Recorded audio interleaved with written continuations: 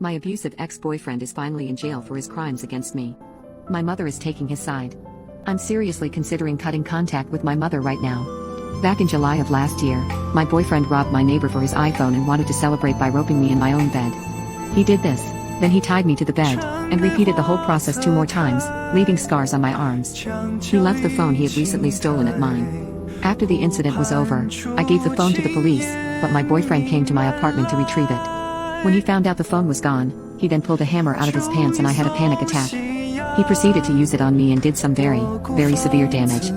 He then left the apartment and I was left there, lying unconscious. I woke up what I think was 2 or so hours later, still in my own apartment, with my blood everywhere. I gathered up the courage to finally go to the police and tell them what happened.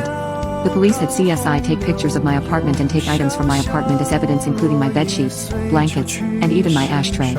My neighbors then heard about what happened and they told me they wanted him gone because of the way I was treated. Unfortunately, things didn't go as planned.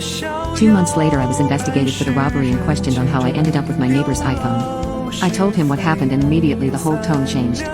2 weeks later, I told the story of the assault and what happened with the hammer, and they informed me of his warrants.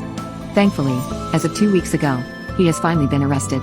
I'm absolutely ecstatic that his actions finally caught up to him, and after his trial, he will be out of my life forever. However, when my mother found out about his arrest, it started with her essentially SLT shaming me by saying, "I can't believe you slept with this jerk," after finding his mugshot. She also seemed rather ticked off about my feelings about being in jail, with her saying, "I know you hated him, but get over it.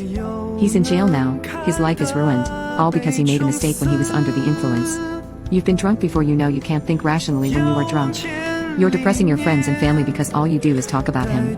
These are the kind of comments I am dealing with on a regular basis. It actually baffles me how my own mother refuses to defend me when I am going through so much pain. I want to tell my stepdad, but he is a drunk and I'm honestly scared of him.